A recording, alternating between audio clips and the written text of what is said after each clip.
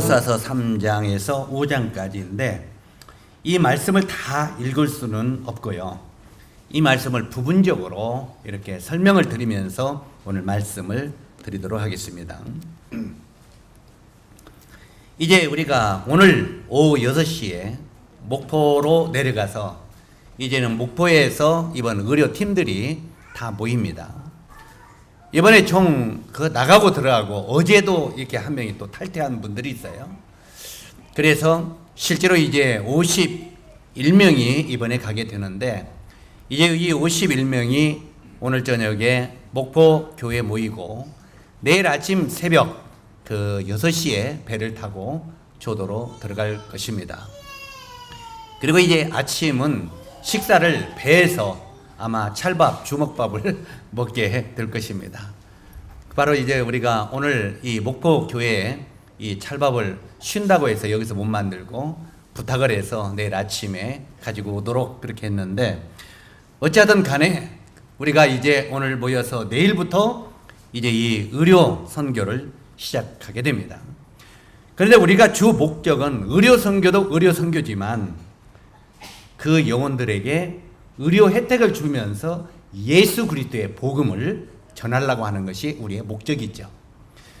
그래서 실제로 이런 섬 전도 여행을 저는 지금 이제 34년 이렇게 지속해서 일을 해왔고 실제로 그 섬 전도를 통해서 많은 영혼들이 눈물을 흘리며 우리 예수 그리스도를 나의 구주로 영접함으로 말미암아 참 우리가 함께 하나님께 감사를 드리는 일들이 있었습니다.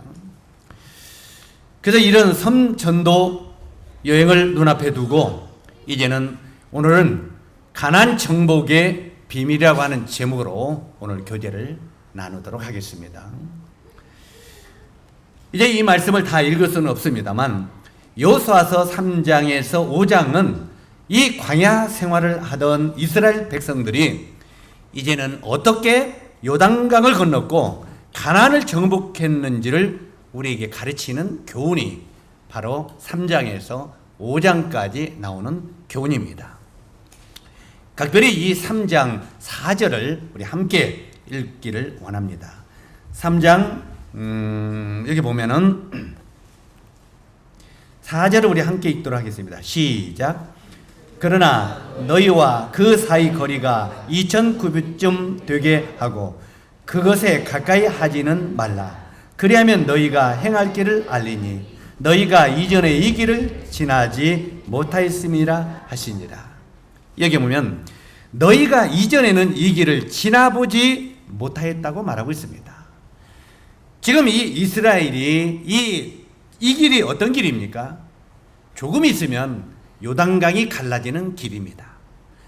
요단강이 갈라지고 이제는 요단강으로 이스라엘 백성들이 건너서 가나안을 들어가게 되는데 강이 갈라지고 그 아래를 지나가는 길을 누가 걸어가 봤겠습니까? 그 길은 아무도 걸어가 본 적이 없습니다. 그런데 하나님이 그들에게 너희들이 경험해 보지 못한 길을 너희가 건너게 할 것이다. 이 경험해 보지 못한 길을 지나게 하는 기적을 내가 너희에게 보이겠다. 이런 말씀을 하셨습니다. 자, 그렇다면 이런 경험해 보지 못하던 이런 요단강을 건너게 하는 하나님의 뜻이 대체 오늘날 우리들에게 주는 교훈들은 뭐냐는 것이에요. 그 당시 이렇게 놀라운 기적을 행했는데 오늘날은 기적이 안 일어나는 그 말이에요. 아닙니다. 오늘날도 우리가 믿음으로 행하기만 하면 얼마든지 기적이 일어난다고 하는 것입니다. 자, 여기서 우리들에게 주는 교훈을 쭉 살펴보면 첫 번째, 그들은 하나님의 언약궤로 인하여 요단강을 건넜다고 기록하고 있습니다. 자, 이스라엘 백성들이 요단강을 건너서 가나안에 입성했는데 실제로 이 가나안에 들어가기 위해서 요단강을 건넜는데 실제로 무엇으로 인하여 요단강을 건넜다고 했습니까? 여기 보면 가장 중요한 핵심이 하나님의 언약궤로 인하여 이 요단강을 건넜다고 기록하고 있는 것입니다. 우리가 이 3장 6절을 눈여겨보시기 바랍니다. 이 6절을 우리 같이 한번 읽도록 하겠습니다. 시작.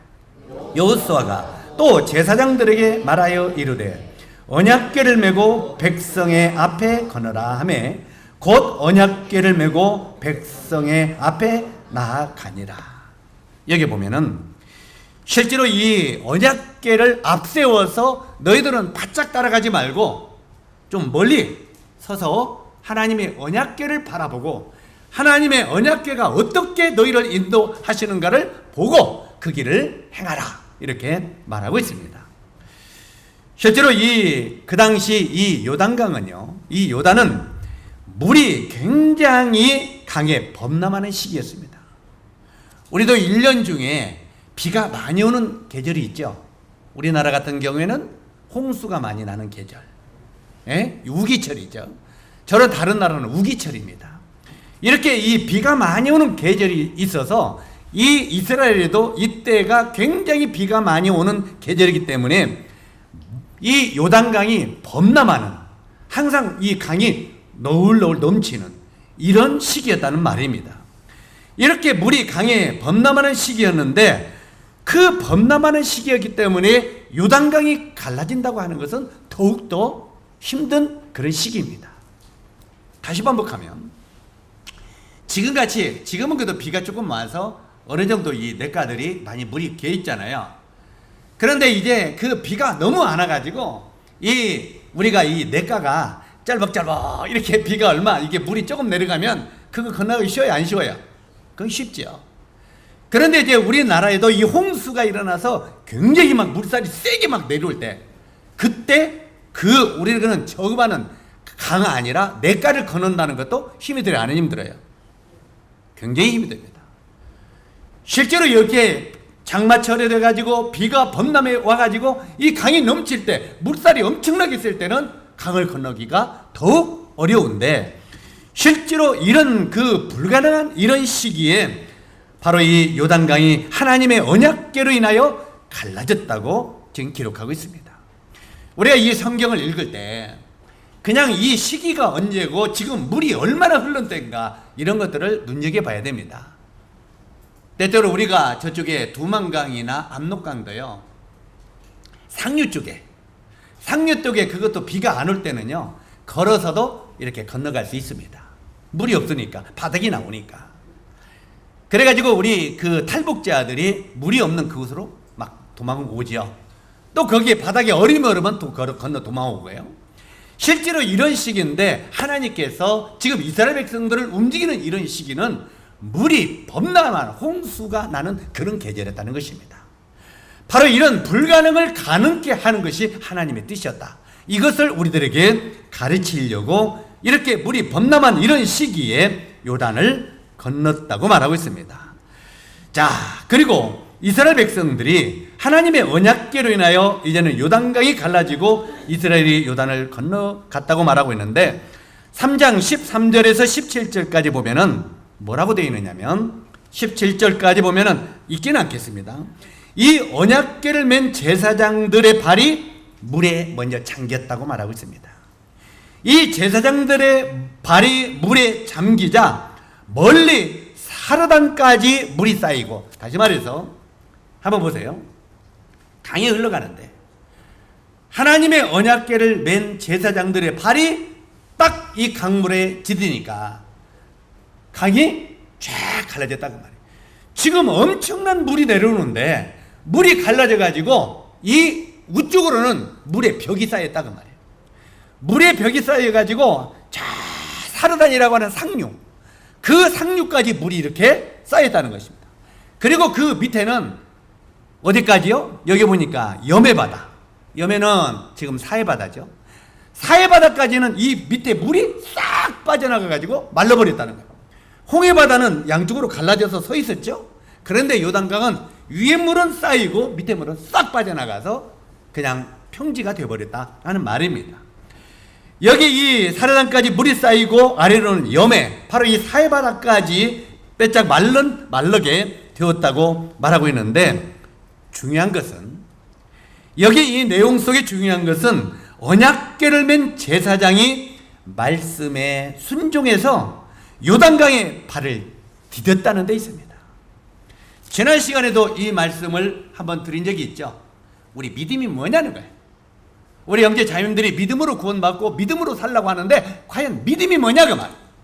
믿음이라고 하는 것은 불가능을 가능케 하는 것이 믿음인데, 실제로 우리가 불가능하다고 생각하는 것을 하나님이 가능케 하는 것이 믿음입니다.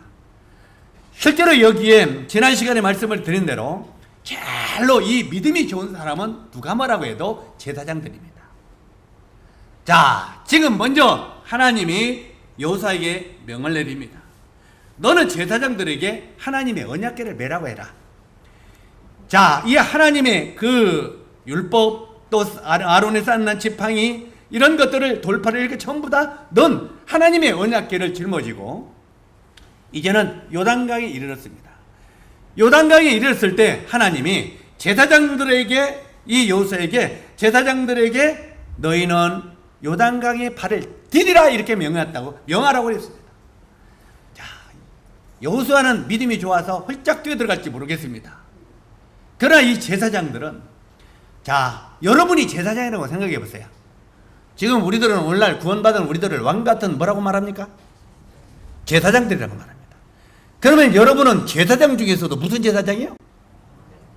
말씀은 잘하시네. 왕같은 제사장이면 왕같은 믿음이 있어야죠. 그래 안 그래요? 그런데 말은 왕같은 제사장인데 왕같은 믿음은 없어. 요만은 거짓 믿음도 없다 그 말이에요. 참 이게 불행한 거 아닙니까? 그런데 여기 나오는 이 제사장들은 왕같은 제사장은 아니에요. 그런데도 이 제사장들을 여호수아가 명을 내립니다. 하나님의 말씀을 받고, 자, 발을 디디라 그랬어요. 자, 언약궤를 짊어지고 이제 이렇게 요단강 앞에 섰습니다. 자, 이 언약궤를 예를 들어 4명이 맸다고 해보세요. 4명이 맸으면은 저는 가만히 말씀을 묵상하면서 생각해 봤어요. 4명의 제사장 중에서도 누가 믿음이 제일 좋을까? 누가 좋겠어요? 뒤에 있는 사람보다 앞에 있는 사람이 믿음이 더 좋겠죠. 왜요? 뒤에 있는 사람은 매다가 앞에 있는 제사장이 발을 이렇게 볼 거예요. 보다가 발을 집었는데 요단강으로 푹 빠져들어가. 그러면 뒤에 있는 제사장은 얼른 벗어 던지고 도망가면 살겠어요? 죽겠어요? 살겠죠. 그런데 이 앞에 있는 제사장은 이건 빼도 박도 못하고 이제 발을 디뎌야 돼. 그래 안 그래요? 그러면 여러분이 지금 앞에 있는 제사장이라고 생각하고 팔을 지금 한번 물에다 댄다고 해보세요. 지금 강이 범람해서 그냥 넘실넘실 내려와요. 그런데 거기다 하나님은 너희다 팔을 거기다 디디라고 말해요. 오늘날 우리가 이런 하나님의 명령을 받았다면 우리는 어떻게 하겠습니까? 하나님 제발 농담 마시고 이렇게 하지 마시세요. 우리를 죽이려고 하십니까? 어떻게 여기다 발을 디디어? 아이고 저는 못합니다. 우리 그렇게 뒤로 빼지 않겠습니까? 지금 말들은 나는 그렇게 할 수 있다. 내일 한번 해볼까요? 시험을 하면 다 도망갈 겁니다. 진짜 시험을 하면. 그렇지 않아요. 그리고 우리들은 하나님이 아직 그런 기회를 안 줬죠. 그런데 실제로 이 앞에 있는 이 제사장이 앞에 이제 강물이 넘쳐 나갈 때 이제 그걸 생각했을 것입니다. 자, 이제 하나님이 나를 이 강에 발을 디디라고 했는데 내가 이렇게 만약에 빠지면은 나는 까딱하면 어떻게 돼요? 이대로 빠져서 여기서 곤두박질돼서 강에 떠들러 가면서 나는 죽을 것이다. 이런 마음이 왔겠어요? 안 왔겠어요? 그러면 여기 앞에 있는 제사장은 어떤 믿음이 그에게 있어야 이걸 드릴 수 있겠습니까? 어떤 믿음이?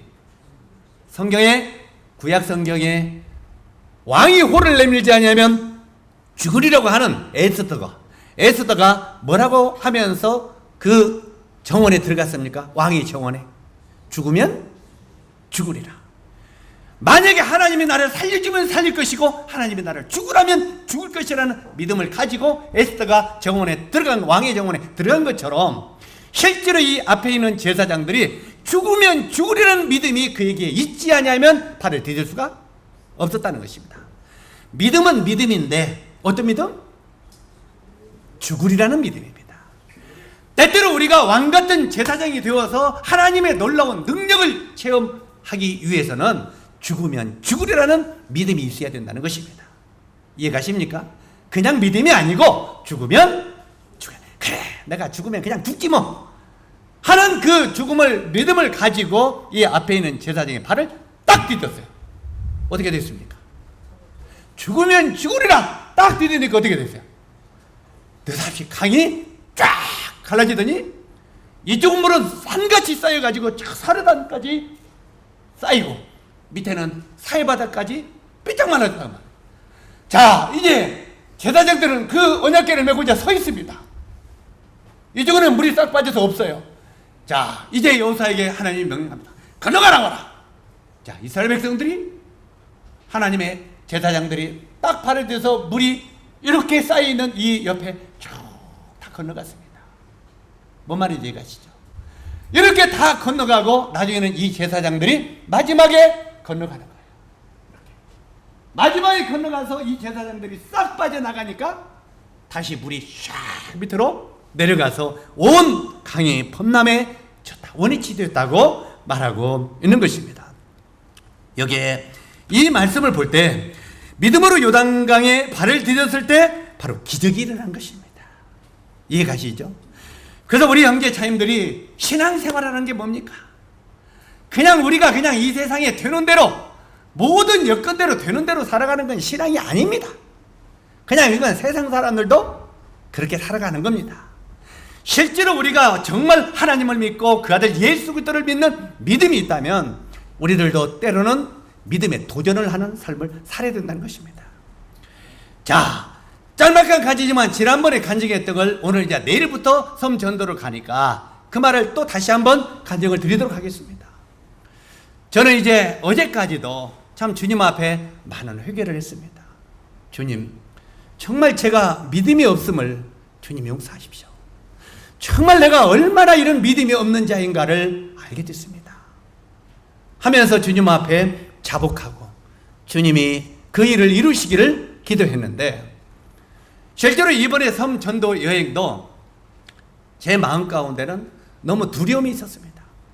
벌써 이 33년, 34년이라는 세월을 계속 해왔고 주님이 그 길을 이끌었지만 항상 소도 언덕이 있어야 비빈다고 그러잖아요. 그래 안 그래요? 소도 언덕이 있어야 비빈다고 실제로 이제까지는 우리가 수양관을 운영을 했죠. 그러니까 수양관을 운영을 하면 거기에서 이제는 많은 거 치르고 나면 많은 것이 남아요. 쌀도 남고 또 반찬도 남고 여러 가지가 많이 남아요. 그러면 이제 그것들을 모으니까 거기다 조그만 경비를 많이 기도하고 보태면은 그 일을 치를 수가 있었어요. 그리고 여기저기서 또 이제 뭡니까? 냉동차도 보내주고 이것도 보내주고 다 준비가 되니까 그것을 할 수가 있었어요. 또 이 여러 지역에서 그런 걸 요하셔서 도와주고 기여하고 준비해주는 사람이 있기 때문에 그냥 거기다 조금만 더 힘을 쓰면 할 수 있었어요. 그런데 금년부터는 완전히 백지 상태더라고요. 아무것도 없는 거예요. 자, 우리 생각해 보세요. 우리 금방 조금 전에 우리 집사들이 뭐 했어요? 수양관에서 우리 헌금에 대해서 경배에 대해서 광고했죠. 제가 그 전에 그런 이야기 했죠. 이건 우리 교회 성도를 100명이 전부 다 기도해서 도전하는 거다. 100명이 왜? 자기 회비만 내면 가능한 거예요? 안 하는 거예요? 우리가 믿음으로 이렇게 헌금으로 그 일을 했지만 우리가 개인적인 자기의 회비에 대한 헌금만 해도 그 일은 가능해요? 안 돼요? 가능한 겁니다. 개인적인 회비만 해도. 그런데 이 섬전도는 50명을 거의 일주일을 거의 먹이고 재우고 하는 일이 쉬운 일이 아닙니다. 그런데 이게 누가 돕는 사람이 아무도 없는 거예요. 그래서 제 마음 가운데 오 주여, 이 50명이 덤는 이 식구들을 어떻게 일주일 동안 먹이고 재우고 이 일을 다 합니까? 먹이고 재우는 일만 하면 간단하게 해요? 배싹을 내야죠, 준비해야죠, 뭐 전부 다 준비해야 돼요. 숙소 준비해야죠, 전부 다. 아무래도 또 주판을 튕기면서 계산해보고 전략해서 또 전략해 해보니까 그래도 50만에서 500만에서 550 정도가 예산이 들어가더라. 전략해도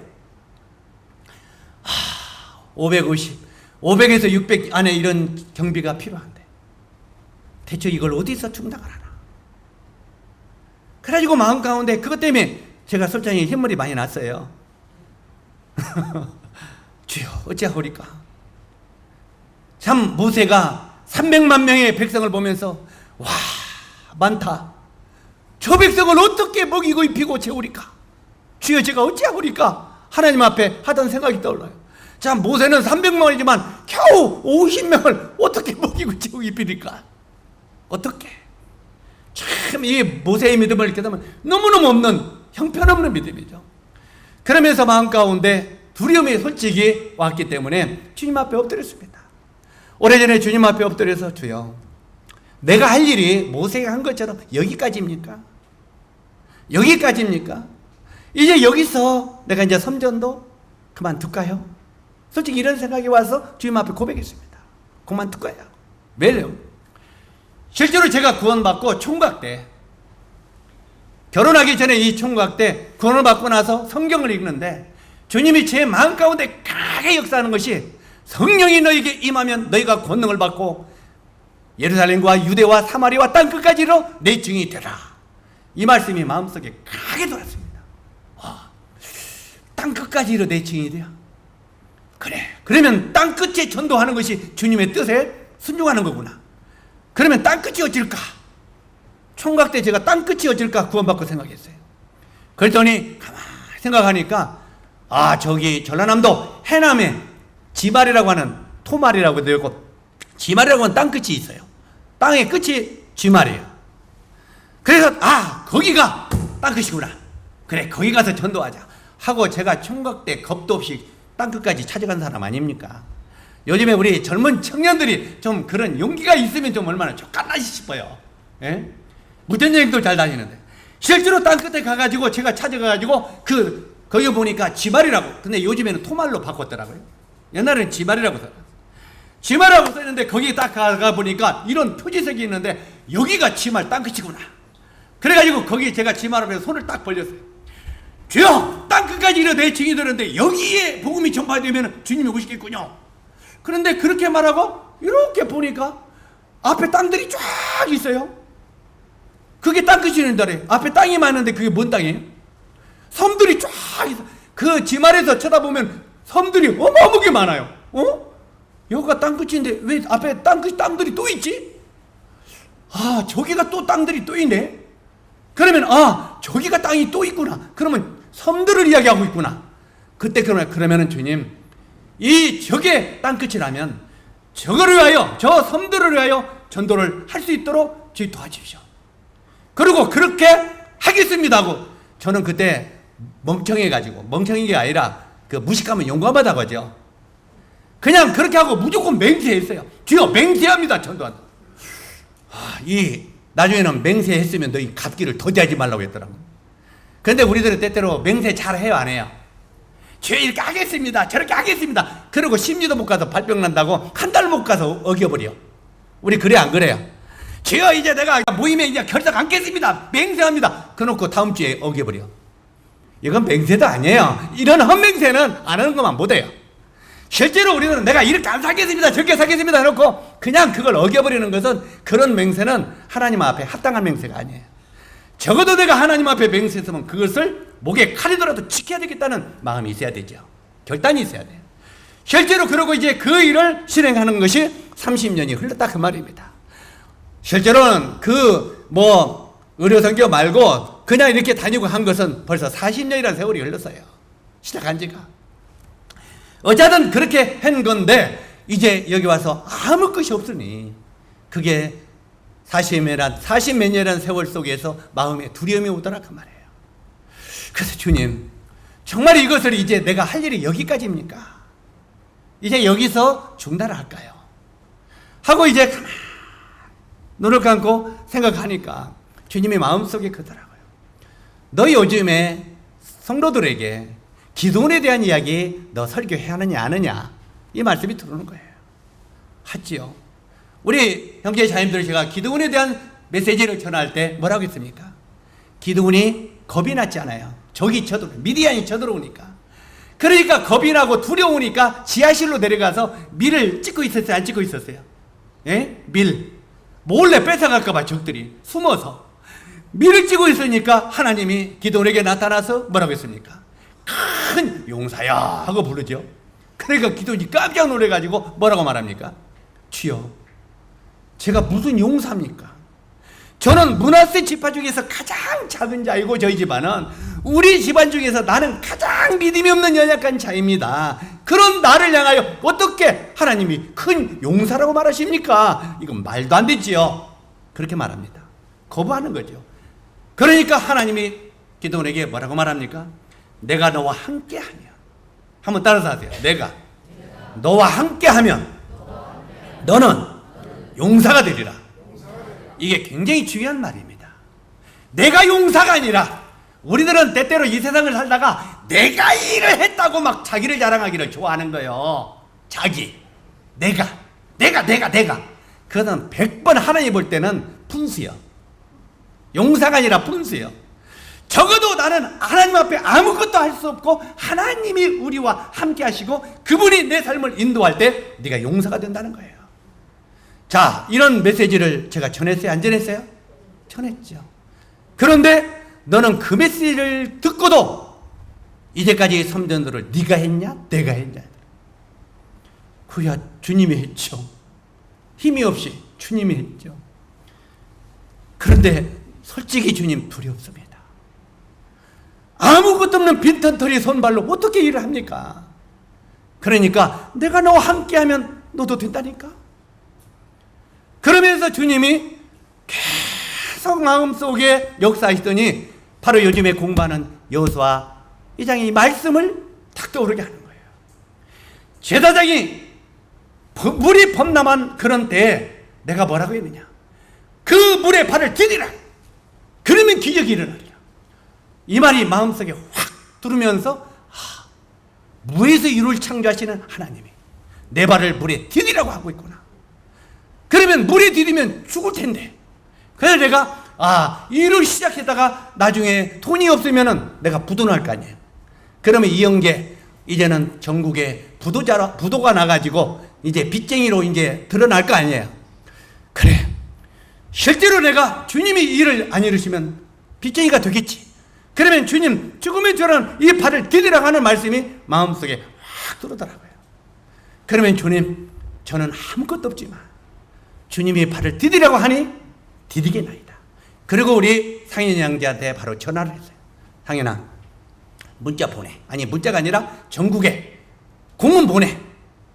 섬전도에 공문 보내. 아무것도 없는데 보내라고 그랬어요. 이게 보내는 것은 이미 발을 디뎠어요? 안 디뎠어요? 이제 빼도 박도 못하죠. 발을 디뎠어요. 발을 공문을 보내는데 지난번에 말씀을 간증을 드린 것처럼 딱 3일 만에 어디서 5만 원이 땡동 하고 들어와.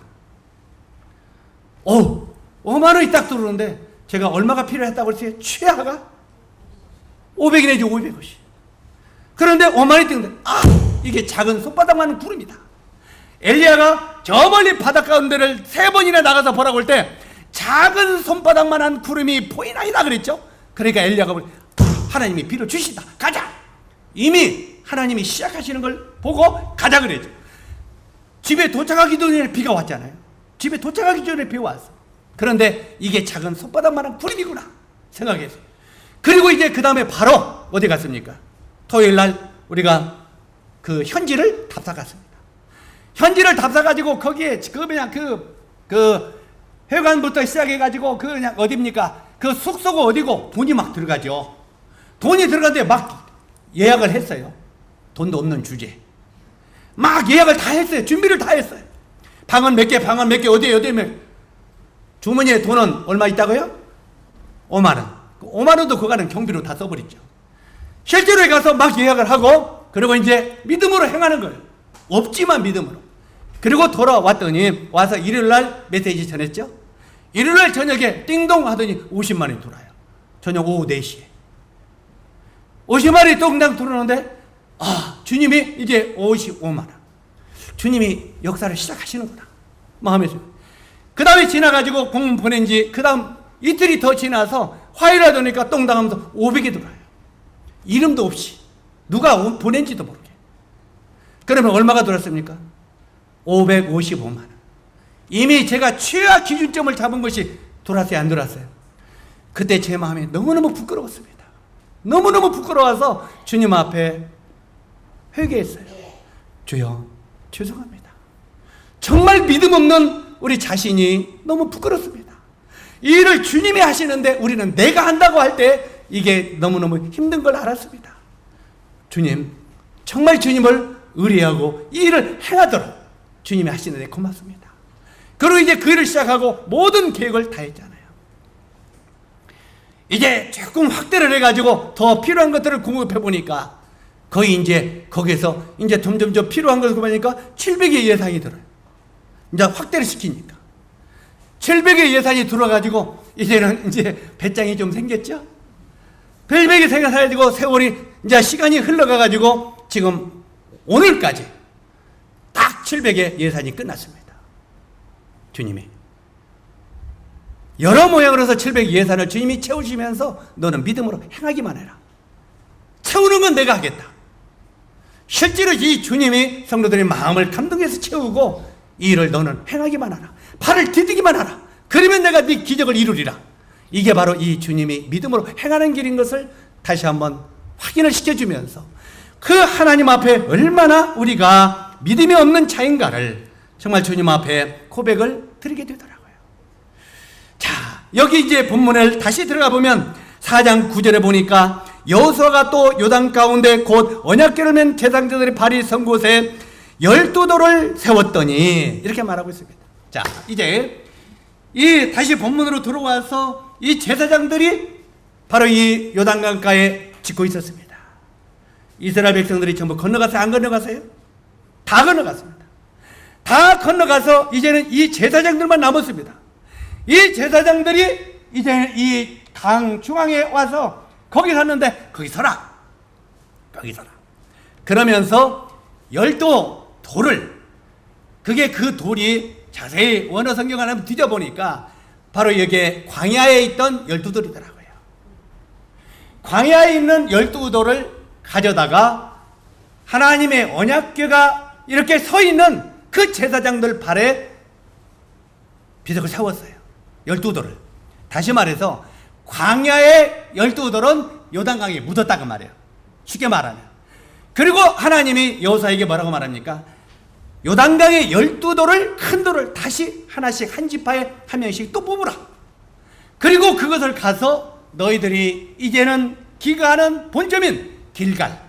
우리가 길갈은 옛날에 영적인 의미가 뭔가를 많이 설교를 해서 알아들을 거라 생각해요. 이 길갈 하는데도 영적 의미를 모르면 옛날에 설교들을 잘못 들은 거예요. 이 길갈에 본점을 잡고 거기다가 12돌로 표지석을 세우라 그랬어요. 자, 여기 잘 보세요. 12돌은 요단강에 묻었습니다. 어디에 있는 돌을요? 광야에 있는 돌을. 12돌과 그 요단강의 12돌을 뽑아서 건너가가지고 가나안에 건너가 길갈에 세웠습니다. 12돌을. 자, 이렇게 세우라고 했는데 여기 보니까 4장 20절에 보니까 여호수아가 요단에서 가져온 12돌을 길갈에 세우고 이렇게 나옵니다. 여기 보면은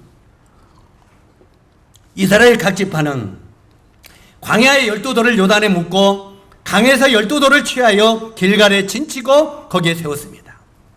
그렇다면 여기 나오는 이 말의 영적인 의미는 과연 뭐이겠느냐 그 말이에요. 대체 이것이 그냥 할 일 없이 하나님이 이렇게 하라고 한 것이다 그 말이에요. 이것이 우리들에게 가르치는 영적인 교훈이 영적인 의미가 뭐냐 그 말이에요. 이것은요, 쉽게 설명하면 이 광야 생활은 우리 육신의 생활을 상징하잖아요. 이해 가십니까? 광야는 믿음이 없이 살아가던 육신적인 생활을 이야기하는 거예요. 우리가 로마서를 공부할 때 나오죠. 실제로 이 옛사람 육은 죽음의 강에 장사 지내라 그 말이에요. 우리의 옛사람은 죽음의 강, 요단강에 장사 지내고, 우리 요단강을 부를 때 요단강이 무슨 강으로 우리가 알려졌습니까? 오늘날 죽음의 강입니다. 그래서 우리가 장례식 치를 때도 뭔 찬송 불러요? 며칠 후 요단강 건너가 만나리. 죽은 사람 장례식 때 요단강 건너가 만나리 그러죠? 바로 이 요단강은 죽음의 강을 상징해요. 바로 이 죄 가운데 빠져있는 나만 장군도 요단강에 7번 몸을 잠그라 그랬죠. 실제로 이 요단강에 묻어버리는 것은 우리 삶 속에 굉장히 중요한 영적인 의미가 있습니다. 우리 옛사람은 죽음의 강인 요단강이 우리 옛사람을 자그사지내라는 의미인데, 이 말은 이 죽음의 강은 예수 그리스도 십자가의 죽음을 상징합니다. 그래서 우리 옛사람의 육은, 우리 형제 자님들의 옛사람은 그 들어서 예수 그리스도의 십자가 속에 깊이 장사 지내라고 하는 의미입니다. 사랑하는 형제 자매 여러분, 여러분의 육신은, 여러분의 육은, 나의 혈과 나의 육과 나의 정은 십자가에 못 박았습니까? 우리가 갈라디아서 보면은 나의 정과 육은 십자가에 못 박고 이런 말이 있죠. 실제로 나의 옛사람의 육은 바로 이제 이 요단강에 깊이 장사 지내라. 그래서 성경은 이것을 다른 말로 뭐라고 표현하면 너희 옛사람은 이미 너희 죄는 죽은 자로 여길지니라 이렇게 말하고 있어요. 한번 따라서 하세요. 너희 죄와, 왜 소리가 이 정도요? 너희 죄와 너희 옛사람은 십자가에 죽은 자로 여길지어다. 우리 죄는 십자가에 이미 죽었다고 말해요. 나의 옛사람도 이미 십자가에 죽었다고 말해요. 그리고 나의 옛사람은 죽었다는 것을 인정하라고 말해요. 그리고 이제 로마서 6장에 보면 이제는 우리 보고 어떻게 살라고요? 너희는 이제 새 생명 가운데 살게 하려 하심이라. 사랑하는 형제 자매 여러분, 정말 여러분은 구원받았다고 하면서도 왜 옛사람을 계속 끌어옵니까? 왜 옛날에 구원받지 않은 사람과 똑같이 사냐 그 말이야. 왜? 아직도 옛사람이 죄를 질질질질 끌고 옵니까? 옛날에 즐기던 화, 옛날에 즐기던 거, 옛날 것을 그냥 구원받았다고 말하면서도 질질질 끌고 지금 하늘까지 가려고 하냐 그 말이에요. 왜 옛사람을 이렇게 못 죽입니까? 구원받았다고 하는 성도들이 왜 그렇게 화를 내고 왜 그렇게 그냥 시기하고 질투하고 미워하고, 이게 옛사람이라고 말이에요. 이런 옛사람을 구원받았다고 하는 사람들이 질질질질 끌고 와요. 그거 어디다 묻으라고요? 예수 그리스도의 십자가에 묻어버리라고. 그리고 이제 너희는 새 생명 가운데 살게 하려 하심이라. 적어도 우리가 영으로 살지 않으면 너희는 그리스도의 사람이 아니라고 말하고 있잖아요. 성경은 뭐라고 말합니까? 너희 안에 그리스도의 영이 없으면 너희는 그리스도의 사람이 아니니라. 여러분이 정말 안에 예수 그리스도 영이 있습니까? 구원받은 사람은 예수님의 놀라운 성령이 우리 안에 임재 있어야 된다고 말이에요. 그래서 이제 내 삶은 옛사람은 묻어버리고 이제는 새 생명 가운데 우리가 살아가는 그리스도인이 되어라고 하는 것을 여기서 가르치고 있어요. 실제로 여기서 바로 이제 이 요단강의 12돌을 뽑아서 길갈에 가서 못 봤다고 했는데 거기다 표지석을 세우라고 하는데, 그러면서 그 뭐라고 했습니까? 너희 자손들이, 너희 후손들이 묻기를 이게 무슨 뜻이냐, 대체 여기 길갈에 묻었던 이 12돌이 무슨 의미냐 하거든. 하나님께서 바로 이 광야에서 너희들을 조상들을 이끌어내 새 생명 가운데 가난에 살게 허락하신 의미라 전하라 이 말이에요. 적어도 우리들은 이제는 우리 옛사람은 십자가에 못 박고 나서 우리 후손들이 아빠 예수님 믿고 왜 사람이 그렇게 달라졌어? 어떻게 달라졌는데? 아빠 전에는 그냥 미워하고 시기하고 싸우고 그랬잖아, 욕하고. 근데 아빠 왜 이렇게 달라졌어? 적어도 그런 감정을 자식들에게 드려야 되겠지 않습니까? 그래 안 그래요?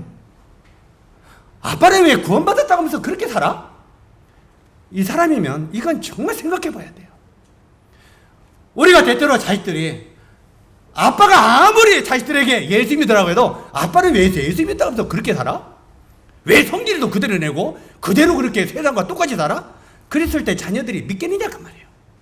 너희 자녀들이 이게 무슨 뜻이냐 묻거든 나의 옛사람은 십자가에 못 박고 이제 나의 새 생명 가운데 살아가는 바로 그리스도의 사람이 되었다고 자식들에게 전하라 그 말이에요. 여기 지금 그 내용입니다. 실제로 그런 의미들을 우리들에게 가르치고 있습니다. 자, 이제 여러분들도 확실히 죽음의 강 요단을 우리가 건넜습니까? 나의 죄가, 여러분의 육이 십자가에 장사 지내냐 그 말입니다. 광야에 생활하던 그 돌들은 요단강에 묻었느냐 그 말이에요. 나의 옛사람은 요단강에 묻어버리고 죽음의 십자가에 묻어버리고 이제는 우리는 그리스도 안에 새 생명 가운데 살게 하려 하심이니라. 이게 그리스도인의 모습입니다. 실제로 여기에 나오는 이 구약의 의미가 그런 의미라 그 말입니다. 우리들도 이제 내 자신이 확실히 죽음의 강 요단을 모든 걸 묻어버리고 건너는가를 하나님은 우리들에게 질문하고 있는 것입니다. 너희 옛사람은 과연 십자가에 묻었느냐? 너희 정과 너희 모든 것 묻었느냐? 하고 우리에게 질문합니다. 나의 옛사람 육은 십자가에 못 박고 영은 그리스도 안에 살고 있느냐고 우리 주님이 계속 우리들에게 이 말씀을 통해서 도전하고 있다고 하는 걸 기억하시기 바랍니다. 그 다음에 두 번째, 그들은 가나안에 들어가 할례를 받았다고 말하고 있습니다. 5장 2절로 뛰어 넘어가 보도록 하겠습니다. 5장으로 쭉 넘어가 보면 이스라엘 자손들에게 다시 할례를 행하라 하심에, 하나님이요, 이스라엘 백성들이 이제 광야를 건너서 기적을 행하고 가나안에 들어왔습니다. 가나안에 들어오니까 앞에 난공불락의 요새인 여리고성이 가리고 있었습니다. 이스라엘 백성들이 기적을 통해서 요단강을 건너왔는데 또 내 앞에 가리는 저 난공불락의 요새인 여리고는 무엇이냐 하고 이렇게 굉장히 고민하고 있을 때 하나님이 이스라엘 백성들에게 그렇게 말합니다. 이스라엘 자손에게 다시 명하지 너희들은 할례를 행하라 하시매. 한번 따라서 하세요. 너희들은 다시 할례를 행하라 하시매. 이 할례라고 하는 말은 포경수술입니다. 더 쉽게 설명을 하면요, 남자들의 그 아기 때 우리 서진이도 늙었어요. 이제 난지 8일 만에, 난지 응애하고 태어난 8일 만에 그 꽃줄 성기 끝에 표기를 딱 잘라내서 포경 수술을 해줘라 그 말이에요. 성경에 할례 이렇게 그런 말이 나오면 이게 뭔 말인가? 그러니까 포경 수술입니다. 성교지도 해야지. 그래서 이걸 잘라서 이스라엘 백성들은 바로 이 애굽에서 전부 다 아브라함 때부터 할례를 행했습니다. 그 말은 뭔 말이냐면 실제로 창세기 17장 11절에 보면 하나님이 아브라함에게 말씀하시기를 너희는 양피를 베어라. 이것이 영원한 언약의 표징이니라. 양피를 베어란 말은 이것이 할례를 행하라 이 말입니다. 바로 이것이 하나님의 영원한 언약의 표징이니라. 할례는요, 무슨 의미냐면 하나님께 속한 사람이며 이방인들과 구별되는 사람이다, 이런 의미입니다. 하나님께 우리가 속한 사람이고 그 다음에 이방인들과는 어떻다고요? 구별되는 사람이다, 이런 표현입니다. 애굽을 건너온 후에 낳은 이 세대들은, 그 애굽에서 나온 세대들은 전부 할례를 받고 나왔는데 이 광야에서 40년을 떠돌으면서 거기서 태어난 2세들 있잖아요. 이 2세들은 아직 할례를 받지 않았다는 말입니다. 그들은 아직 할례를 받지 않았기 때문에 그들에게 하나님이 명령하는 것입니다. 너희들은 할례를 행하라. 지금 요단강을 건너가지고 이제는 난공불락의 요새인 여리고를 공략할 싸움을 눈앞에 두고 있습니다. 싸움을 눈앞에 두고 있는 이런 때에 이런 대수술을 받으라고 말하고 있습니다. 자, 한번 생각해 보세요. 전쟁을 눈앞에 두고 얼마나 무모하고 얼마나 어리석은 일인가를 생각해 보시기 바랍니다. 할례를 받는다는 것이 적군과 대치하고 전쟁을 눈앞에 두고 있는 이런 때에 대수술을 한 뒤 어떻게 전쟁을 치를 수 있겠습니까? 우리 창세기 이 말씀을 이해하려면 창세기 34장을 한번 봐야 돼요. 거기 넘어가서 보지는 마시고요. 창세기 34장을 보면은 이스라엘의 조상인 야곱이 하나님께서 베델로 올라가라고 하는데 그들이 형을 만난 뒤에 숫곳에 머무르죠. 숫곳에 머물러서 거기서 정착해요. 다시 말해서 하늘나라를 목적으로 가지 아니하고 실제로 중간에 낙오했다 그 말이에요. 거기서 땅 투기도 하고 사업을 하고 있어요. 누가요? 야곱이요. 그러니까 거기에서 어떤 일이 일어났습니까? 굉장히 그 어려운 일이 일어나는데 실제로 여기 보면은 이 땅 투기를 하고 있을 때 야곱의 딸 디나가 있죠. 이 디나가 세상을 사랑하게 됐어요. 실제로 이 디나가 광야나 그런 그 총원이나 이런 살 때는 눈으로 보는 게 있었어요? 없었어요? 없었어요.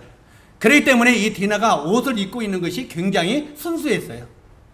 그런데 한마디로 그 세상 유행을 따라 거기서 집을 짓고 세상에서 살아가니까 딸 디나가 거기 가서 세상 여인들이 어떻게 사는가 하고 찌우찌우 봤더라고 말이에요. 찌우찌우. 그러니까 세상 여자들이 삐죽고도 싶고, 물론 그때는 삐죽고도가 없었겠지만 응? 뼈쪽 구두가. 어쨌든 그 여자들이 이제 미니스커트를 입고, 미니스커트 이사는지 모르겠지만, 그런데 어떻다 여기도 내가 이거 하면 우리 자매들이 바른 사람들은 또 시험 당하겠는데, 이것도 바르고 이것도 바르고 이것도 바르고 막 보니까 그러고 다니더라 그 말이야. 그러니까 이 디나가 야 놀랍네, 진짜 아름답네 하고 나서 그 세상 여자들이 그렇게 막 유행을 따라 살아가는 걸 보면서 찌우다면서 눈이 황홀했다고 말이야. 눈이 황홀하니까 어떻게 됐습니까? 희족속 중에서 하몰과 그 아들 세겜, 바로 이 세겜이 디나를 데려다가 강간을 해버렸어. 순수하니까, 그 세상을 찌웃찌웃하니까. 이게 뭔 말입니까? 여러분이 세상에 어울려서 찌웃찌웃하면 세상이 여러분에게 부끄러움을 준다는 것입니다. 이걸 우리가 알아야 돼요. 형제 자매님들, 아주 젊은 형제 자매님들, 또 나이가 드신 분들 마찬가지예요. 우리가 세상을 살아가고 세상이 찌웃찌웃하면 세상은 우리들에게 치욕을 주는 것입니다.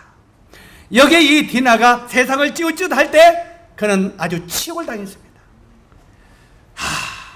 그러니까 야곱이 마음이 찢어듯 아팠죠. 세상 사람들에게 자기 딸이 강간하려고 치욕을 당하니까 얼마나 마음에 화가 나고 괴로웠겠어요. 그런데 아들들은 지금 양을 키우느라고 전부 다 저기 광야에 나가 있어. 아들들이 오기까지 기다리다가 이제 아들들이 12아들들이 왔어요. 11아들이 왔어요. 아들을 오니까 그 말을 하세요. 너희 동생이 그들에게 치욕당했다. 그러니까 이들이 죽이고 싶은데 힘이 있어요, 없어요? 화가 나서 그들을 죽이고 싶은데 힘이 없어요. 그런데 그쪽에 이 하몰의 아들 세겜과 하몰이 계속 이왕에 이렇게 된 몸, 이왕에 이렇게 버린 몸, 당신 딸을 우리 아들에게 달라 그랬어요. 결혼시키자. 이왕에 이렇게 됐으니까 결혼시키자. 다시 말해서 믿는 성도와 믿는 짓지 아니하는 식구와 그냥 이렇게 부끄러움을 당했으니까 결혼시키자 그 말이에요. 그러니까 이 아들들이 꾀를 냈어요. 어떻게 꾀를 냈습니까? 그래, 좋다. 그런데 우리가 이방인하고 결혼할 수 없다. 한 가지, 너희가 전부 다 이 백성들이, 세계 모든 백성들이 할례를 받아라. 할례를 받으면 우리 이스라엘과 동일한 것을 취급하고 우리 딸을 너에게 주겠다 그 말이에요. 이해 가십니까? 주겠다. 그러니까 여기에 이 누굽니까? 하몰의 아들 세겜이 너무너무 그 디나를 좋아했어요. 좋아해가지고 그렇게 하겠다고. 아유, 왕과 왕자가 그냥 좋다고 하니까 어떻게 해야 되겠어요? 그래가지고 백성들에게 선포를 했어요. 너희 모든 백성들의 남자는 전부 다 할례를 받아라. 그러니까 왕의 명령이니까 순종해야 안 해요? 그 세겜 족속들이 전부 할례를 받고, 할례를 받으면 며칠 3일 동안은 그냥 죽은 자예요. 그냥 누가 와서 때리도 그냥 아이고 꼼짝을 못해, 환자가 돼서. 그러니까 할례를 다 받게 하고 나서 이 야곱의 12아들들이 칼을 들고 가가지고 그 나라 백성들을 다 쳐 죽여버렸어. 왜? 다 죽였어요. 꼼짝할 수가 없으니까. 무슨 말인지 이해가십니까? 지금 제가 여러분에게 이야기하려고 하는 것이 뭐겠습니까? 할례라는 것이 얼마나 고통스럽고 힘든 것인 거를 지금 말하는 거예요. 바로 그 백성들이 다 받고 나니까 12명이 그 백성들을 다 갖다 죽였어. 그냥 빌빌빌 하는 걸 다 죽였어. 다. 뭔 말입니까? 왕과 왕자까지 다 죽여버렸어. 이해 가시죠? 그러니까 이 할례를 받으면 우리가 꼼짝 못하는 것을 안다 그 말이에요. 자, 이제 본론으로 들어가서, 그런데 하나님이 지금 이 난공불락의 요새인 여리고 도성을 무너뜨릴 그 문 앞에 서 있는데 하나님이 이스라엘 백성들에게 너희는 전부 다 할례를 행하라 이렇게 말해요. 그럼 어떻게 되겠어요? 오히려 이스라엘 백성들이 여리고 백성들에게 다 죽는 거 아니에요? 그래 안 그래요? 여리고 백성들이 내려와서 야 저것들 꼼짝 못하게 지금 죽이자 나와가지고 다 죽일 수 있어. 그러죠? 그런데 하나님이 그들에게 그런 무모한 일을 하라는 거예요. 때때로는 우리는 하나님의 뜻이 이해가 됩니까? 안 됩니까? 이해가 안 되지요. 실제로 여기에 이해가 되지 않는데 실제로 이 이스라엘 백성들은 이런 무모한 짓인 줄을 알지만 하나님의 말씀에 순종을 합니다. 이게 굉장히 중요한 거예요. 왜 이스라엘 백성들이 이런 무모한 일이지만 할례를 행했냐면은 우리는 하나님의 말씀에 순종해야 기적이 일어난다는 것을 이미 알았어요, 몰랐어요? 요단강을 건너오면서 이미 경험했어요. 그래서 우리들은 실제로 마음 가운데 이렇게 하나님의 말씀이 때때로는 나에게 이해가 되지 아니하고 내 마음 가운데 화답이 되지 않더라도 이게 하나님의 말씀이면 예만 있을 따름이라 순종하라 그 말이에요. 이해 가십니까? 순종하는 그들에게 기적이 일어난다 그 말이에요. 무모한 것이라 할지라도. 여기 지금 이들이 이제는 전부 할례를 받고 났는데도 하나님은 그들이 공격하지 못하도록 눈을 딱 가려버려. 하나님이 눈을 가리면요, 그들은 그 보이지도 않고 귀를 막아버리면 들리지도 않은 거예요. 이스라엘 백성들이 전부 그렇게 수술을 행했다는 걸 그들이 듣고 보았다면 쳐들어오겠죠. 근데 하나님이 귀를 막아버리고 눈을 딱 가려버리면 그들은 모르는 거예요. 이해 가시죠? 그래서 모든 창조의 주권자신 주님은 하나님이시라고 하는 걸 우리가 믿으라고 하는 말입니다. 그리고 이제 이것이 신약적인 우리들에게 적용을 시키는 건 뭐겠습니까? 우리 로마서 2장 28절 29절을 보면 할례는 마음의 할지니, 오늘날 그러면 이게 우리들에게 적용시키는 건 뭐냐 그 말이에요. 따라서 하세요. 할례는 마음의 할지니. 이제 오늘날 우리들도 이스라엘 백성들처럼 그렇게 수술을 받아야 되느냐? 그 말이 아니고 우리들도 수술을 받아야 된다 그 말이에요. 그런데 그 할례 수술을 어디에 행하라고요? 마음에 행하라고 말해요. 마음에. 육신적인 그런 할례가 아니라 너희 마음의 할례를 행하라. 행할지니 이렇게 말하고 있어요. 그리고 골로새서 2장 10절로 11절에 보면 손으로 하지 아니한 그리스도의 할례니라 이렇게 말하고 있어요. 따라서 하세요. 손으로 하지 아니한 그리스도의 할례니라. 이게 이제 우리가 육신적으로 할례를 받으라는 말이 아니라 네 마음의 할례를 행하라 그 말이에요. 사랑하는 형제 자매 여러분, 여러분들도 하나님이 여러분에게 명령합니다. 너희는 마음의 할례를 행하라. 마음의 할례를 행하라. 이 말이 어떤 의미겠습니까? 다시 말해서 이 말씀은 형식적인 성도가 아니라 십자가의 죽음과 부활을 믿고 삶의 고통과 아픔이 따르지만 옛사람을 과감하게 벗어버리는 사람이 참된 그리스도인이 된다는 의미입니다. 이해 가십니까? 우리가 마음의 할례를 받으라고 하는 말은 세상의 이것을 내가 세상의 것을 쫓아가면 나에게 손해가 와요. 이해 가십니까? 장사하는 사람이든지 사업하는 사람이든지 무엇을 하는 사람이든지 세상에 있는 것을 따라가면 내 마음에 손해가 와요. 그리고 내가 엄청난 손해를 받게 돼요. 그러면 우리는 그 손해 때문에 주님 말씀을 순종할 것인가? 손해를 안 받고 그 일을 세상을 쫓을 것인가? 우리 마음에 선택의 기로가 와야 안 와요? 옵니다. 어떤 것든 세상을 따라가면 나에게 유익이 있는데 주님을 따르면 손해 오는 게 있어요. 그런데도 주님이 뭐랍니까? 네가 나를 믿느냐? 네 마음에 손해가 따르고 네 마음에 아픔이 오고 네 마음에 고통이 따라도 그 마음에 할례를 행하라 그 말이에요. 그걸 순종하라 그 말이에요. 이해 가십니까 이제? 예? 설령 우리가 주님의 말씀을 쫓아가면은 내가 세상의 직장에서 떨려나고 때때로 세상의 손해를 보고 세상의 많은 어려움이 아픔이 내 마음에 올지라도 이것이 주님을 위한 것이라면 그 마음의 할례를 행하라 그 말이에요. 결단의 할례를 이야기하는 겁니다. 한번 따라서 하세요. 할례는 우리 마음에 결단을 요구한다. 이해 가십니까? 신앙에는 결단이 요구되는 겁니다. 세상과 적당히 어울리면서 우리가 참된 그리스도인 성도라고 말할 수 없다 그 말이에요. 과감하게 주님을 쫓는 위해서 세상과 결단하는 할례를 너희 마음에 행할지니라 하고 사도 바울은 말하고 있는 것입니다. 실제로 이게 옛사람을 과감하게 벗어버리는 할례를 받지 않으면 우리가 영적으로 성숙할 수 없다는 말이에요. 우리도 하나님의 능력을 힘입어 가난을 정복을 원한다면은 자신을 저 복종시키는 마음의 할례가 있어야 한다고 지금 이 말씀을 통해서 우리들에게 교훈하고 있는 것입니다. 때때로는 나의 이성, 나의 감정, 나의 기질, 우리 기질도 있어요 없어요? 나의 기질, 그 다음에 내 생각, 이런 것을 철저하게 죽여버릴 때 하나님을 의지하게 되고 그때부터 하나님의 승리 승리의 드라마가 우리 삶 속에 펼쳐진다는 말입니다. 승리의 드라마는요, 그냥 펼쳐지는 게 아닙니다. 우리 마음 가운데 세상을 과감하게 버리고 손해와 아픔을 감수하고 주님을 믿음으로 좇을 때, 그때부터 우리 삶 속에 승리의 드라마가 펼쳐진다는 것을 우리들에게 가르치고 있는 교훈입니다. 그런 사람에게 하나님은 가나안 정복의 출전 명령을 하달하시는 것을 우리가 알 수 있습니다.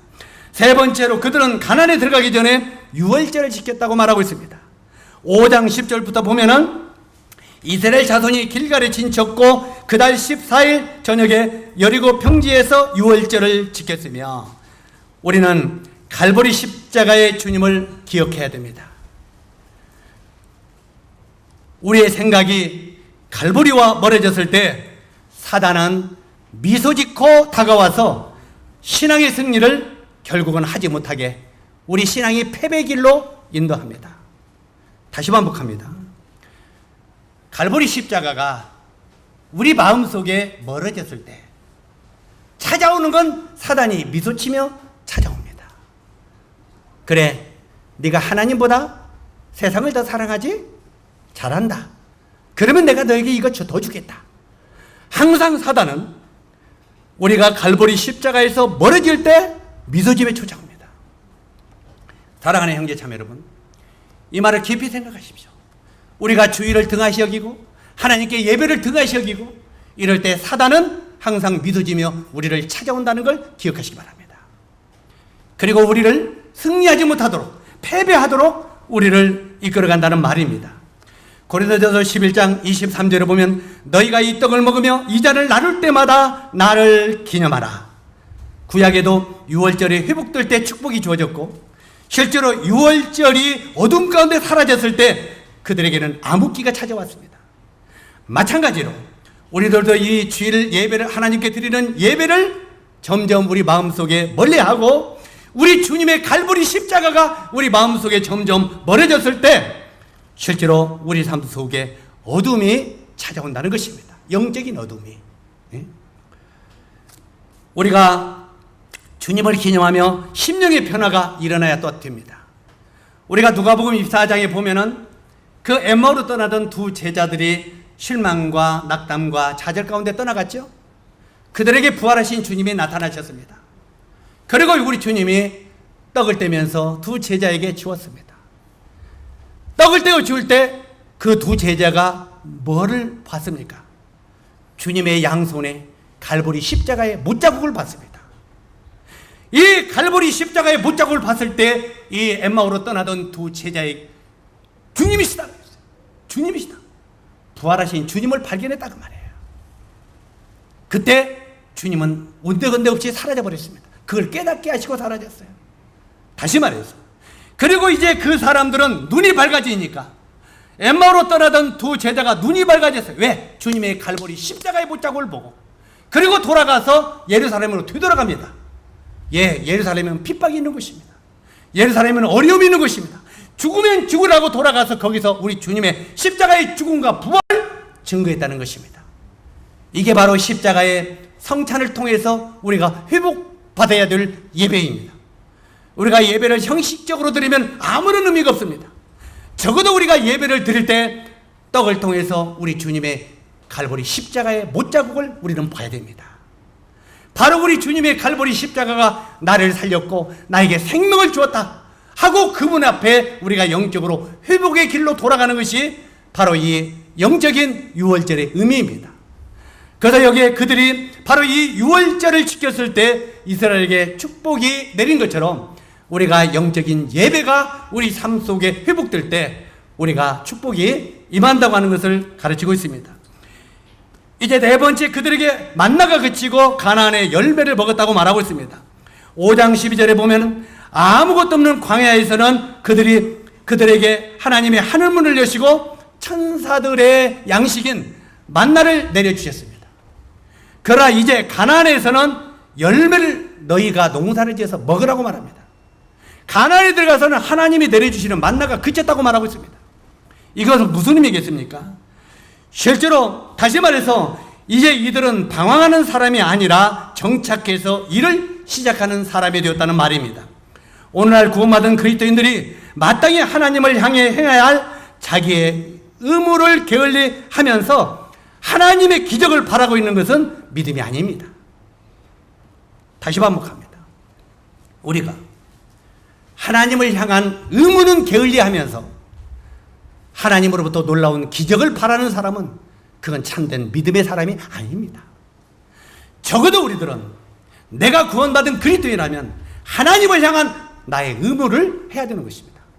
하나님의 의무를 행할 때 하나님이 우리에게 축복을 허락하신다고 하는 말입니다. 오늘날도 인간의 불가능할 때는 주님의 기적은 여전히 일어납니다. 다시 말해서 가나안에서는 광야에서는 농사를 지을 수가 있습니까? 거기서는 먹을 것이 없어요. 아무것도 기대할 것이 없는 곳에는 하나님이 기적을 행합니다. 그러나 자기 노력과 자기 어떤 것으로 행할 때는 하나님이 만나를 그치시고 그들의 믿음을 요구하시고 그들의 행함을 요구하신다는 겁니다. 오늘날 우리들에게도 실제로 하나님께서는 우리들에게 하나님을 향한 의무를 요구하시는 것입니다. 그리고 그 의무가 하나님이 우리가 아무것도 할 수 없을 때는 지금도 여전히 만나를 내려주시 기적을 행하신다 그 말입니다. 하나님은 만나를 거두시고 그들에게 헌신과 봉사를 기대하고 있어요. 그래서 우리가 에레미야서 예가 3장 27절에 보면 사람이 젊어서 멍에 매는 것이 좋으니라. 한번 따라서 하세요. 사람이 젊어서 멍에 매는 것이 좋으니라. 사랑하는 형제 자매 여러분, 멍에도 젊어서 매십시오. 젊었을 때 주님으로 해서 삶을 드려보십시오.